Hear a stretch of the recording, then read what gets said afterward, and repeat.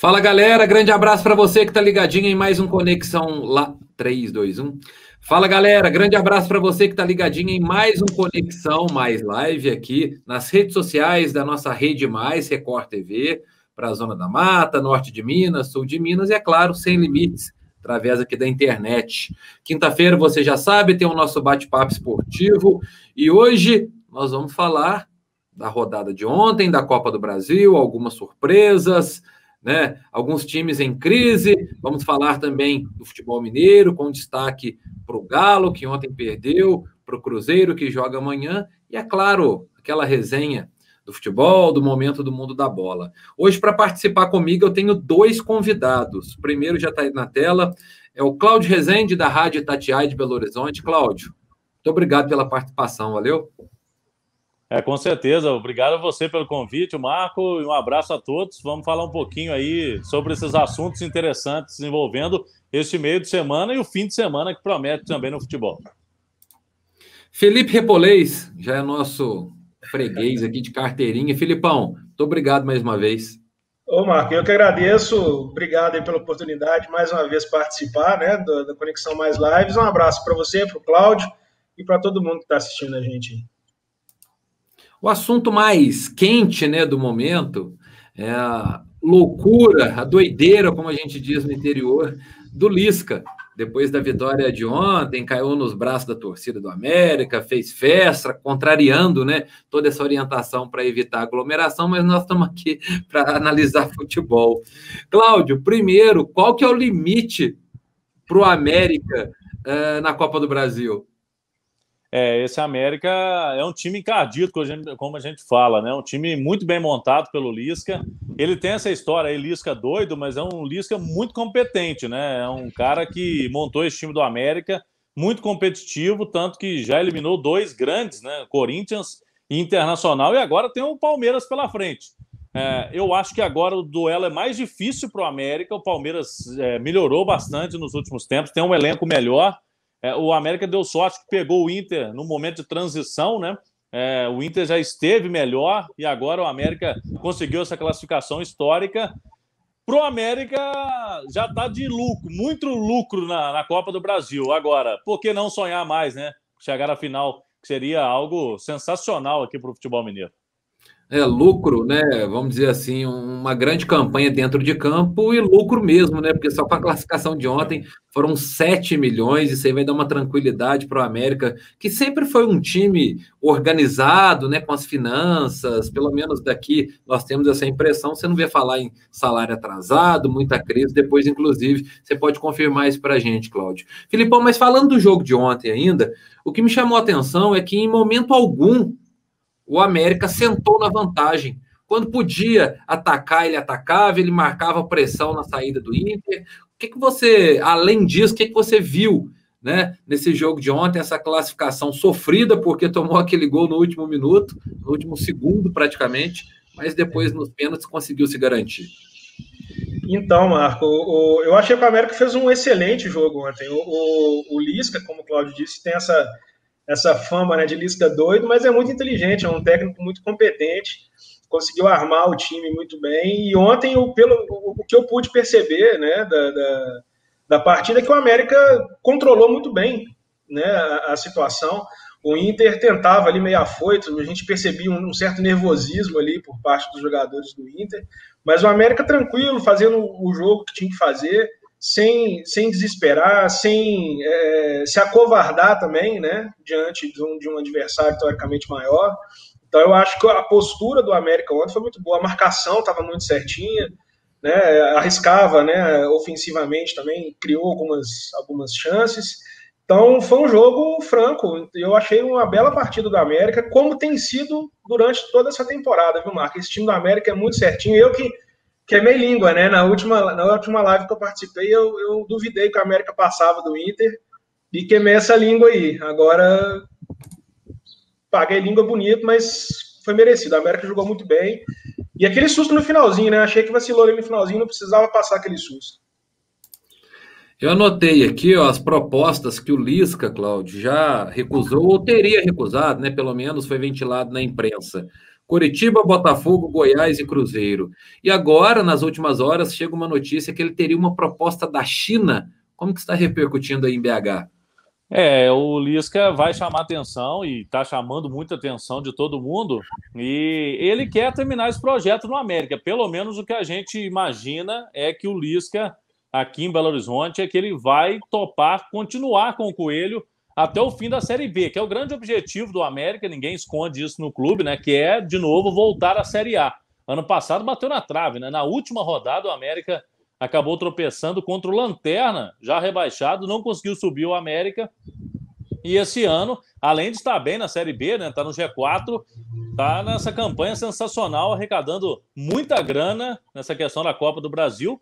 Agora, se ele já recusou muita coisa, eu acho que o Lisca pode esperar um pouquinho mais, né? Proposta da China, convenhamos, lá é para ganhar dinheiro. O Lisca agora está na hora de mostrar aí, terminar esse trabalho dele. Vai que ele conquista a Copa do Brasil e o acesso à Série B, ele sai um outro Lisca do que é hoje, por exemplo. Ô, Cláudio, historicamente, né, Atlético e Cruzeiro sempre ficam de olho nos destaques do América. Algumas negociações, inclusive, que o América deixou de ganhar muito dinheiro e o Galo e o Cruzeiro fizeram com base em jogadores que eram do América. Atualmente, há esse interesse de Atlético, Cruzeiro e algum jogador, porque a gente vê um elenco muito homogêneo do América e jogadores se destacando, né? Messias na zaga, ontem, inclusive, pelo pessoal que transmitiu, foi o melhor do jogo. Nós temos também no meio de campo o Juninho, que dá uma consistência defensiva muito boa. O Ademir, para mim, um grande destaque. O Rodolfo, que já jogou no Boa Esporte aqui em Varginha. Há essa sondagem, algum murmurinho aí sobre Galo e Cruzeiro dando aquela espiada já no elenco do América? Com certeza a turma já está espiando. O Atlético já chegou a falar no Messias antes dele ir para o futebol português, né? Ele era do América. Naquele momento que o Galo contratou o Igor Rabelo, na época do Botafogo, zagueiro, falou também no Messias, mas o América não quis negociar. Achou que o Atlético fez uma proposta na época muito pequena. E aí o Messias hoje mostrando de novo no retorno ao América que é um zagueiro de time de Série A, né? Ele pode jogar em Série A normalmente, é um jogador acima da média aí desse time do América. O Juninho também, eu concordo, um jogador muito interessante no meio campo. E o Ademir no ataque, o Atlético também, o Sampaoli chegou a olhar o Alê. O Alê é o meio-campista, até que estava sofrendo com lesões, aí, por isso não vinha sendo titular nos seus últimos jogos, mas na temporada, um dos grandes nomes do América. Esses jogadores todos que eu citei, Atlético e Cruzeiro, já ficaram de olho. Mas o Atlético hoje está numa base de investimento maior, né, Marco? A gente sabe, o Galo está trazendo jogadores mais indicados pelo Sampaoli, que já tem uma rodagem maior, são mais caros. E o Cruzeiro tem dificuldade hoje de tirar jogador do América, porque o Cruzeiro tem uma situação financeira muito complicada. Então, por isso é que a turma do América segue aí no Coelho e os outros aqui de BH não estão conseguindo levar ninguém. Felipe, para a gente encerrar esse assunto América, eu perguntei para o Cláudio lá atrás e queria agora para você se redimir, já que na semana retrasada você disse que o América não passaria pelo Inter. Você acredita que o América possa chegar um pouco mais longe ou na semifinal já está de ótimo tamanho? Ô Marco, eu vou me redimir. Eu vou falar o seguinte, eu não duvido de mais nada do América. Eu acho que o América pode chegar até a final, sim, tudo, mas vai ser um jogo muito mais difícil, na minha opinião, pelos momentos dos dois times, né? O América teve a sorte de pegar o Inter num momento mais conturbado, né? De troca de treinador, num momento de queda de rendimento, não diminuindo a conquista do América, que foi sim muito importante, mas o Palmeiras vem no momento inverso, né? O Palmeiras vem crescendo, vem melhorando o desempenho, vem acertando, né, o time, então eu acho que vai ser um jogo mais difícil, mas eu não duvido do América mais não. Palmeiras que, inclusive, além de continuar na Copa do Brasil, entrou de vez, né, na luta pelo título brasileiro, por que não? Ainda mais com esse tropeço do Galo ontem, que a gente vai falar daqui a pouquinho. Mas vamos falar um pouquinho de um outro confronto da Copa do Brasil. O Cláudio até confidenciou antes aqui, que é da nossa região também, de Três Pontas, Três Pontas, sempre revelando aí grandes jornalistas esportivos. E o Cláudio sabe, né, Cláudio, que aqui a gente, no sul de Minas, nós não temos torcedores só de Atlético e Cruzeiro, como é na capital, como é em Divinópolis, onde eu já morei, que é bem polarizado. Aqui nós temos time de São Paulo, Rio, enfim, a torcida é bem dividida. E esse Flamengo e São Paulo, hein, gente, esses confrontos do ano, ontem, mais uma vez, São Paulo levou a melhor. Foi uma surpresa a maneira que o Flamengo foi eliminado para você, Cláudio? O Flamengo era o favorito do confronto, pelo menos quando saíram ali as bolinhas do sorteio, né? Mas durante o processo, o São Paulo cresceu muito, né? O São Paulo cresceu no Campeonato Brasileiro, já há muitos jogos não perde, né? Com o Fernando Diniz. São situações só o futebol mesmo, né? O Fernando Diniz teve para cair do São Paulo várias vezes para ser demitido, porque foi eliminado lá pelo Mirassol no Campeonato Paulista, depois na Libertadores perdeu para um time peruano que todo mundo ganhou e ele acabou saindo no grupo, na fase de grupos, né? O São Paulo, que é um time também muito tradicional na Libertadores, mas cresceu de produção, inclusive tem o melhor aproveitamento no Brasileiro, tem jogos a menos. É um time que entrou definitivamente nessa briga, fortíssimo no Campeonato Brasileiro. E na Copa do Brasil, eu vi o São Paulo muito consistente contra o Flamengo, viu, Marco? E quem nos acompanha. Eu achei o São Paulo taticamente bem superior ao Flamengo, que teve até mais posse de bola, mas o São Paulo conseguiu eliminar com sobras e no confronto foi realmente muito merecedor dessa conquista. Detalhe é que o São Paulo hoje ele tem 3 jogos a menos que o Atlético, por exemplo, e 2 pontos a menos. O aproveitamento do São Paulo disparado é o melhor do campeonato. Filipão, do outro lado, Rogério Ceni, rapaz, pegou uma bucha, hein? Foi para o Flamengo, cheio de expectativa. Até agora, é claro, não estou atribuindo a responsabilidade pela eliminação ao Rogério, não é isso, mas futebol é resultado. Como é que você analisa o momento do Rogério lá no Flamengo? Então, Marco, quem imaginaria, né, que o Flamengo ia passar por uma situação dessa aí no início da temporada, todo mundo apostando que o Flamengo levaria tudo aí de novo, né, na temporada. É complicada a situação do Rogério, vai ter que acertar esse time aí, a cobrança é muito grande, né, o elenco é muito qualificado, mas, como você disse, futebol é resultados. Acredito que, por enquanto, ele ainda...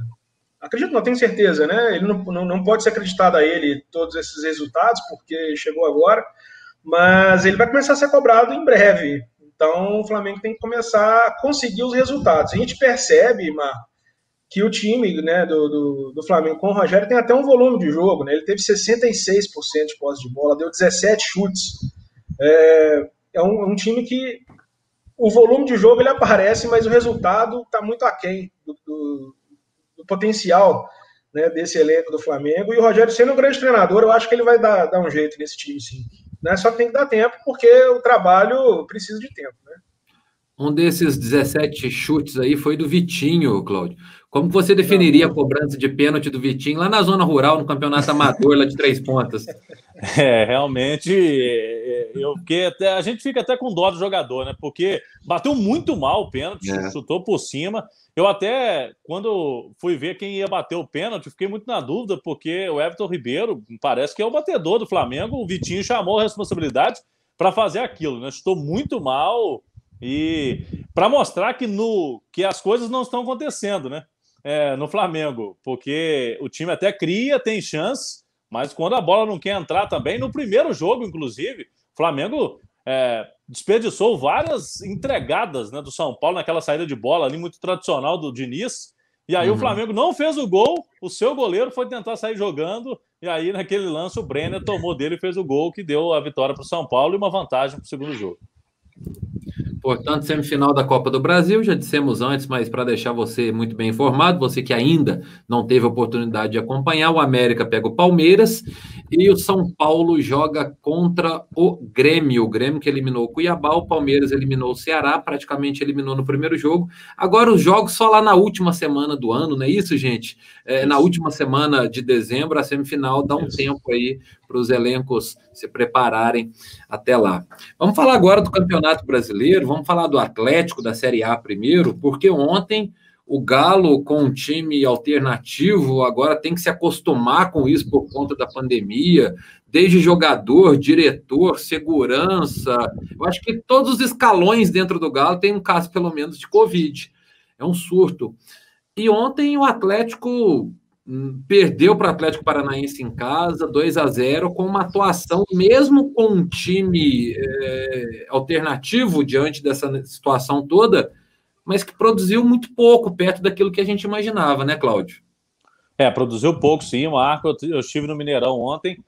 Mesmo com os desfalques, o Atlético tinha, principalmente do seu meio campo para frente, jogadores que poderiam ter decidido o jogo, né? Tinha o Zaratio, que é o argentino, chegou e tem qualidade ali no passe. O Keno, o Sacha, o Marrone. Desses jogadores aí, se não são titulares todos eles, mas são jogadores que vêm sempre atuando no Atlético e se esperava um desempenho melhor. Não conseguiu furar o bloqueio do Atlético Paranaense, que se defendeu muito bem. Temos que valorizar também. O Atlético Paranaense vem crescendo, vem melhorando no campeonato, né, com o Paulo Autuori. E o Paulo Autuori ganhou do Galo 2 vezes no campeonato, né? Ganhou com o Botafogo e ganhou com o Atlético Paranaense em 2 jogos que o Atlético era franco favorito em ambos. E a defesa do Atlético sofreu mais ontem, viu, amigos? Porque perdeu jogadores muito importantes, não teve lateral direito, teve que trazer um menino da base, que até foi bem no jogo, o Thalisson, mas o Bueno já teve uma atuação muito ruim, junto com o Igor Rabelo na zaga. 2 gols do Atlético Paranaense. Quem ainda não viu os lances, gols fáceis, né, que o time lá de Curitiba marcou no finalzinho do primeiro tempo contra o Galo, e aí praticamente decidiu o jogo. Daqui a pouquinho eu vou pedir essa análise, né, pro Felipão também do jogo de ontem, mas agora você que está aí, Cláudio, você pode nos informar, né, com mais precisão, inclusive. A diretoria do Galo chegou a fazer um pedido oficial, chegou a solicitar que o campeonato seja paralisado, porque eu estou de longe, né? Nós que eu falo aqui estamos de longe, lá da cúpula da CBF, mas eu imagino que a CBF está tratando esse momento da Covid-19, dessa pandemia, nos clubes desse surto, de uma maneira meio superficial, porque não é só no Galo, a gente vê Santos, Palmeiras, vários clubes sofrendo. O Galo tentou algo aí nos bastidores em relação a esse assunto, Cláudio? Não tentou, até porque, assim, quando a CBF fez uma reunião com os clubes, ela aumentou, na segunda reunião, o número de inscritos, para se precaver já a CBF, para não ter que parar o campeonato. 50 jogadores inscritos em cada time. E está muito claro lá todos os times assinaram isso, que se tiver pelo menos 13 jogadores desses 50 aptos a jogar sem Covid, o time tem que entrar em campo. Então, 50 jogadores, por exemplo, o Atlético tem todo mundo do Sub-20 inscrito. Então, a CBF se cercou de uma forma, e os clubes aceitaram, logicamente, todo mundo assinou, de uma forma que o Campeonato Brasileiro muito dificilmente será paralisado por conta dessa situação. Agora, os times que vivem surtos, que são os casos do Atlético, Palmeiras, outros times, neste momento, o Flamengo já sofreu lá atrás, vão ter que administrar, porque o Galo agora, além desse jogo de ontem, vai ficar sem esses jogadores no fim de semana contra o Ceará e contra o Botafogo na outra quarta-feira. Então, quando tem um surto desse, o time é prejudicado em pelo menos 3 jogos com esse calendário muito apertado. Pois é, aquela história, né? Não é ilegal, mas meu ponto de vista é imoral, porque o risco de novas contaminações para outros jogadores, outros clubes, enfim. Filipão, só um detalhe aqui, o protocolo da CBF se mostrou muito falho, o Atlético mostrou isso ontem, no jogo, porque ele fez uma nova testagem um dia depois e apareceram os casos dos jogadores, porque se o Atlético não quisesse, ele não precisaria fazer esses exames na terça, e teria, pelo menos em campo, mais 5 jogadores infectados que poderia passar para os outros. Então mostrou nesse episódio do Atlético que o protocolo da CBF é bem falho em relação a isso. Filipão, pelo elenco que montou, voltar a falar, né, tecnicamente, apesar dos reforços, o Galo não pode usar isso como uma desculpa, entre aspas, para esse resultado ruim de ontem? Eu acredito que não pode usar, até porque um time que briga pelo título precisa, né, de um elenco qualificado, tem um elenco qualificado para isso. O Cláudio disse, né, do garoto aí da base que jogou na lateral direita, Jogou bem, foi um dos destaques para mim da partida, né? Não comprometeu e foi bem, inclusive. Eu acho que ontem o Atlético sofreu muito na defesa, na partida péssima do Igor Rabelo e do Bueno. O Jair também acho que foi muito mal no meio-campo. Não sei se por voltar aí desses problemas, né, que ele teve, se ainda não está em plenas condições. Mas eu acho que o Jair também foi muito mal ali na recomposição ali no meio-campo. O Galo sofreu muito nesse aspecto defensivo e vem sofrendo, né, em algumas partidas. Eu não sei se o esquema do Sampaoli, aí o Cláudio pode opinar também, não sei se esse esquema do Sampaoli, né, dificulta um pouco o trabalho defensivo aí do Atlético, mas o Atlético sofre gols bobos, é uma situação recorrente, né, ao longo da temporada, né, um time qualificado, às vezes goleia, faz jogos espetaculares, mas por vezes sofre esse tipo de gol de vacilo, né, defensivo. Eu não sei, eu acredito que um pouco sim pelo esquema que o Sampaoli utiliza. E o Atlético tem o torcedor atleticano acho que começa a ficar um pouco preocupado, né, porque está há tanto tempo nessa expectativa por um título brasileiro, e esse ano parece um ano ideal, um ano propício para essa conquista, mas esses pequenos vacilos vão preocupando um pouco o torcedor, né? Essa questão tática que o Felipão citou aí, o Cláudio, quando o time de São Paulo perde muitas peças, foi o que aconteceu ontem, quem entra, né? Uma coisa é você trocar 2, 3 ali, outra coisa é você trocar várias peças de uma vez. No seu ponto de vista, você que esteve no jogo, quem entrou está entendendo essa filosofia de jogo, conseguiu cumprir pelo menos taticamente aquilo que era esperado, ou não? O time estava meio perdido em campo, no seu ponto de vista, que acompanha mais perto que a gente. Eu achei o Atlético abaixo ontem, não foi só ontem, já teve alguns outros jogos que o Atlético também esteve abaixo, deu uma recuperada, principalmente naquele jogo contra o Flamengo, jogou bem contra o Flamengo e contra o Corinthians também buscou uma virada, né? Jogando melhor o segundo tempo. O time ainda não conseguiu esse equilíbrio, eu concordo com o Felipe, como o time é muito ofensivo do São Paulo, ele dá espaços e ontem, por exemplo, quando você perde uma linha de defesa praticamente toda, né, e se perde ali jogadores importantes no meio campo, o time dá uma desfigurada. O Júnior Alonso com o Hever são jogadores importantes, principalmente o Alonso, que estava com a seleção e agora pode voltar no fim de semana, vai ser um reforço importante para o Galo. Mas o Alan também, nesses desfalques todos, seria um jogador importante no meio-campo ali para ajudar o Jair. Realmente, o Galo ainda não conseguiu esse equilíbrio. No ataque, o time é muito poderoso, mas com esse estilo do Sampaoli, os times que jogam mais fechados, como aconteceu já com o Atlético Paranaense, o Galo perdeu ponto para Fortaleza, perdeu para o Botafogo, são times da parte de baixo. O Galo vem tendo mais dificuldades contra essas equipes, eu acho até pelo estilo de jogo do Sampaoli, que os adversários já pegaram o estilo e estão conseguindo aproveitar. A torcida do Galo começou o campeonato, né, com as contratações, não poderia ser diferente, muito empolgada, tem a situação do estádio também, que é algo que tem animado o torcedor. Qual que é o sentimento do torcedor de BH agora com o Galo, Cláudio? É mais de preocupação, de pé atrás, já não está tão empolgado como estava?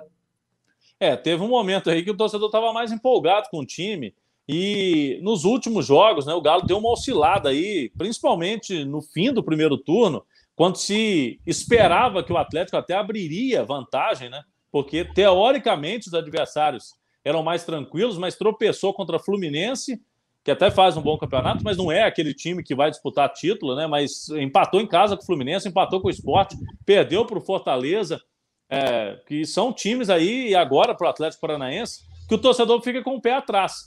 Se esse Atlético vai ter mesmo esse poder de fogo para conseguir, na hora que precisar, ali na reta final do campeonato, conquistar o título. Mas, de qualquer forma, Marco e Felipe, o atleticano hoje já vê realmente o time em outro patamar do que o ano passado, que a gente viu o torcedor muito desanimado, com o time caindo nos últimos anos, né, não disputando nada. Agora tem a questão do estádio, os investimentos para o Atlético, pelo menos esse ano, conseguir a Libertadores da América. Mas, como diz o Felipe, é o ano que está deixando aí para o torcedor a esperança de que dá para conquistar esse título brasileiro. E a instabilidade do Atlético nesse momento, ela contrasta com uma forte ascensão do próprio Palmeiras, né, de São Paulo, Flamengo e Inter também patinando. Então, acredito que, pelo menos no quesito emoção, esse campeonato acho que vai guardar essas definições, do meu ponto de vista, mais para a reta final mesmo. Agora, vamos lá, Filipão, falar do Cruzeiro, né, que está aí nesse calvário da Série B, se prepara para mais um jogo importante contra o Figueirense. O clima mudou, é fato, depois da chegada do Filipão. Mas, Cláudio, o desempenho mudou tanto assim?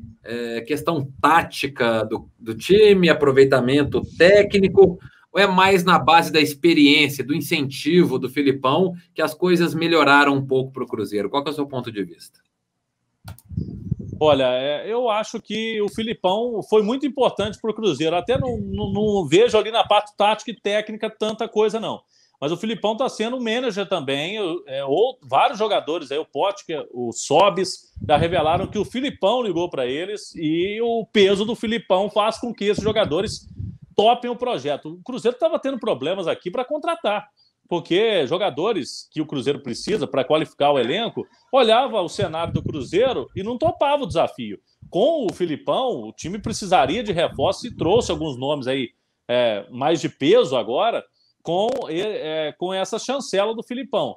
O time tem um aproveitamento melhor com o Luiz Felipe Scolari, o desempenho em campo ainda não é aquele, né, que o torcedor coloca com aquela expectativa toda que esse time vai conseguir recuperar aí na Série B e conseguir o acesso, mas, de qualquer forma, o desempenho é melhor. O Cruzeiro tem que continuar fazendo ali, jogo a jogo, não adianta ficar pensando muito lá, projeções, porque o momento é difícil em pensar em G4 hoje na Série B, mas tem que continuar acreditando e pelo menos formando um time, né? Porque o Cruzeiro mudou muito de treinadores e não tinha ali um DNA. O Cruzeiro, você viu o Cruzeiro em campo e não era de longe, o torcedor do Cruzeiro não via ali o seu time, do coração, o Cruzeiro que já conquistou várias coisas. Está tentando resgatar com o Filipão, vamos ver o que acontece. Filipão tá ligado ali, até deu um mute no microfone ali, que algum cachorro latiu, eu escutei, viu, Filipão? Foi mesmo, faz né? Parte. O que não falta aqui é cachorro, né, mano? Conheço, faz parte. Filipão, pelo menos nesse momento, né, as coisas estão mais estáveis para o Cruzeiro, porque se a gente pegar algum tempo, era notícia de penhora, punição da FIFA, perdendo para todo mundo na Série B. Agora, pelo menos, as águas estão mais calmas. As águas estão mais calmas, mas eu concordo com o Cláudio que o momento ainda não é de pensar em acesso, não é de pensar em G4, a gente tem que pensar, né, jogo a jogo, realmente. Para mim, a maior mudança, além, claro, de ter um ambiente um pouco mais tranquilo, né, não tem oficial de justiça batendo todo dia na porta mais, mas o Filipão, ele provocou uma mudança no comportamento do time, principalmente no aspecto da vontade em campo. Eu acredito que todo torcedor percebeu a mudança do time nesse aspecto, porque antes a gente via jogadores desanimados, a gente via alguns jogadores, não sei se fazendo, não vou dizer que faziam um corpo mole, mas desmotivados, né, pela situação como um todo mesmo. A situação difícil do clube, a posição na tabela era ruim. Então, assim, parece que os jogadores não acreditavam que era possível sair dessa situação difícil, né? E com o Filipão, né, nesse aspecto motivacional, a coisa mudou. Então, eu não vejo tantas mudanças táticas também, não vejo tantas mudanças técnicas, mas eu vejo muita mudança no aspecto motivacional. Agora, algumas coisas precisam ainda melhorar, né, no Cruzeiro. O Cruzeiro tá a temporada toda nesse entra e sai de jogadores, uma certa confusão aí nessa montagem, né, de elenco. Tem agora o caso do Daniel Guedes, por exemplo, que é uma coisa inexplicável, essa confusão. Contrato, né, anuncia interesse em jogador e o jogador não vem. Contrato de jogador que não estava nos planos. Enfim, algumas coisas ainda precisam mudar, mas eu vejo um cenário bem melhor depois da chegada do Filipão, né, para o Cruzeiro. Cláudio, falando um pouquinho do futebol do interior aqui, que claro que você acompanha também, módulo 2 Campeonato Mineiro, né, tá chegando na reta final. Ontem nós tivemos aí a 4ª rodada do quadrangular final, né, o Pouso Alegre poderia ter garantido o acesso, mas não conseguiu, perdeu para o Betim na Arena Veracruz, e no outro jogo, Nacional de Muriaé empatou em casa com o Atlético 2-2. Você entende que esses 4 times, né, principalmente o Betim, mais próximo aí na região metropolitana, eles estão preparados para encarar, né, uma primeira divisão do futebol mineiro? É difícil, né? Porque todo time que consegue o acesso, a gente sabe que há uma dificuldade muito grande financeira, ainda mais agora com a pandemia, né? Se os times grandes estão sofrendo, imagine os times do módulo 2 do Campeonato Mineiro. Para conseguir honrar com os compromissos e colocar o time em campo, tem viagens, tem toda uma logística aí muito complicada. Mas eu acho que sim, eu estou torcendo muito para o Pouso Alegre, viu? Eu acho que o Pouso Alegre já está na hora de... É uma cidade que cresceu muito, é um polo aí no sul de Minas, e eu estou torcendo muito para esse time que pode dar aí um diferencial, mais um time do sul de Minas também, uma força interessante para chegar no Campeonato Mineiro, que no próximo ano vai ser um pouco louco também, né? Porque vai terminar o Brasileirão da Série A, já vai começar o Brasileiro, por conta do calendário aí e a pandemia, mas eu acho que se organizasse, quem subir, conseguir se organizar, pelo menos se manter, é o grande objetivo para o ano que vem. Eu estou torcendo para o Pouso Alegre. Aqui da nossa região, por exemplo, eu vejo uma torcida muito grande, né, da própria imprensa, não por querer que o Pouso Alegre suba, porque estamos torcendo simplesmente pelo Pouso Alegre, mas pelo projeto.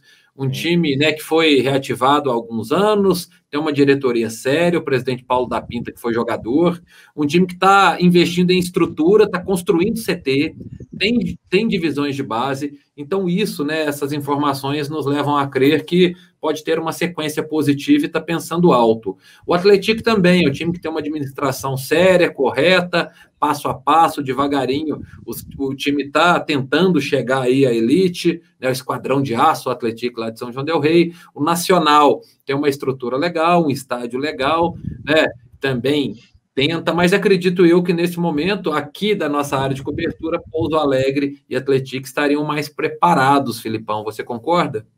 Concordo plenamente. E mais ainda o Pouso Alegre, viu, Marco? A gente que acompanha de perto, né, essas equipes aqui da região, o projeto do Pouso Alegre é um projeto muito bacana, muito ousado, né, muito bem pensado e muito bem executado também.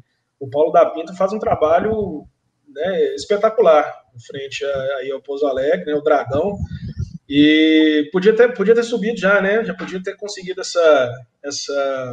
esse acesso ontem, né, perdeu aí para o Betim, mas eu acredito que o Pouso Alegre vai subir sim, e pelo projeto, por tudo que está sendo feito, né, por tudo que tem sido feito aí pelo Paulo da Pinta, pela diretoria do Pouso Alegre, eu acredito muito numa permanência assim, na primeira divisão por um bom tempo, viu, Marco?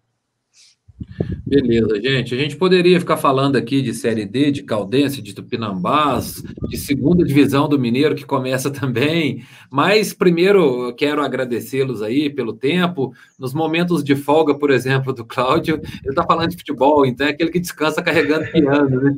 Então, muito obrigado, viu, Cláudio, por ceder um tempo aí para essa resenha com a gente. Sinta-se em casa aqui na Rede Mais e precisando de qualquer coisa, estamos aí. Você que é da região, qualquer hora passa aqui para a gente tomar um café. Tá certo. Obrigado a você, Marco, Felipe, a todos da Rede Mais aí pelo convite. Estamos sempre à disposição, né? A gente gosta de falar de futebol, de comentar aí os assuntos e sempre um prazer estar com vocês. Filipão, valeu pela parceria, até a próxima, hein?